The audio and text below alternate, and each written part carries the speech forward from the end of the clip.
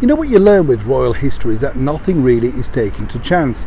We saw that, didn't we, with, of course, the very lovely Prince George. Every Sunday he used to pop down to see our late and wonderful monarch, Queen Elizabeth II, where she would guide him through, well, certain aspects at least of what his life could flesh out to be like. And this is, of course, called royal training.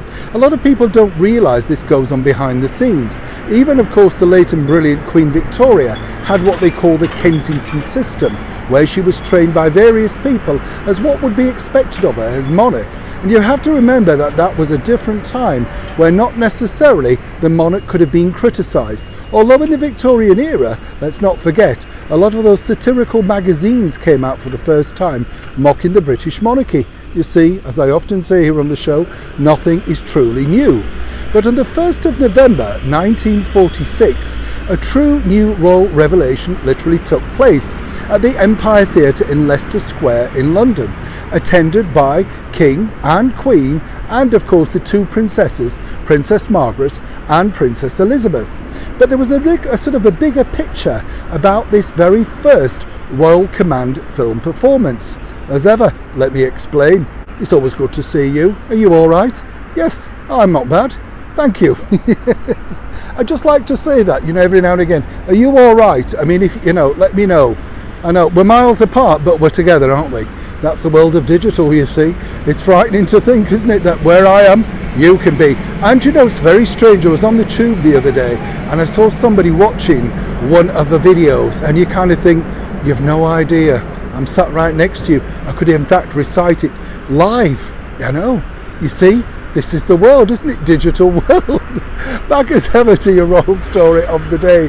That's right, you see, because on that November night in 1946, the princesses really had something of a revelation. Now, this was all thanks to an interview that I did with the late and brilliant actor Richard Attenborough. Now, for those that don't know, Richard Attenborough was one of the mainstays of British films right from the 1940s, really up until, of course, the very end of his career.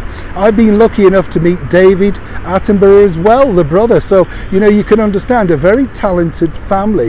What I liked about Richard Attenborough though is he told me he only ever really wanted to act. It was directing that came in a little bit later on, perhaps his most famous film, yes, Gandhi. But way back in the 1940s he was very much an actor, and he told me this little gem about exactly what happened when the two princesses literally attended the very first Royal Command film performance, as I say, at the Empire Theatre in London. Now, the choice of film was this. Matter of Life and Death was chosen for the first ever royal film performance. Now, it was a major event, let's make no mistake about it, because this was there to make money. The performance was in aid of the Cinematograph Trade Benevolent Fund, and £30,000, in today's money about 1.3 million, was raised. Not bad money, eh? Now, the movie itself had a US release in New York on the 25th of December 1946 under the name of Stairway to Heaven. Mega guests there, including, of course, basically the Labour Party leader who was then the brand new Prime Minister, Clement Attlee. He replaced the Queen's favourite Winston Churchill in late July of that year. Now, other big stars included Ray Milland, Margaret Lockwood, and of course Laurence Olivier, Vivien Leigh, Bessie Love, Bud Flanagan and the comedian Will Hay. Now, there's two things that really are historical about this particular royal film premiere. Not just the fact that it was the first, but actually the real reason why Princess Elizabeth was there with, of course, the brand new Prime Minister Clement Attlee was that she was told by the King basically to guide him round, to show him exactly what happened at such royal events. It wasn't really the case though. What they really wanted the princess to do, the very young Princess Elizabeth, was to get used to speaking to people of such power. Now, you may think, well, you know, she's the future queen. But of course, at this point, this is part of her training.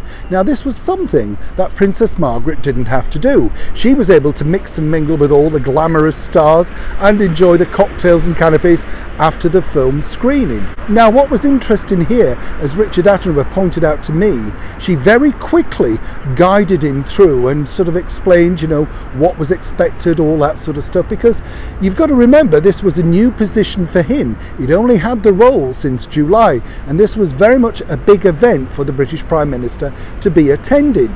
Now, Richard pointed out that, you know, she took it with great aplomb, was very easy and made him feel incredibly comfortable.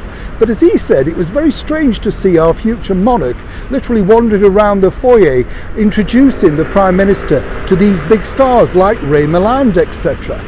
Now, of course, fast forward, and this is where you find royal history simply does repeat itself, because let's not forget that it was Richard Attenborough who very nicely and courteously trained the late and beautiful Princess Diana on public speaking. As he said, he literally had a royal life. But quite frankly, when you know stories like this about exactly the dedication that our late monarch had to put in to the job, even though she was very young herself and no doubt would have liked to have spent the night partying like a younger sister, the monarchy always came first. As I say, the movie was a colossal success for J. Arthur Rank Film Studios. And interesting to note that the papers reported at the time that they were very strained and stunned to see that, of course, the Queen entered the foyer first. Why was that? Well, this was all down to the fact that King George still remained incredibly shy and much preferred the more, shall we say, charming and effervescent Queen to go in first, break the ice, and then introduce him. Proving, of course, that he didn't really care exactly how things worked as long as they worked to the benefit of all concerned. You can see exactly where the Queen got her tact and diplomacy from. Neil Sean in the very heart of London.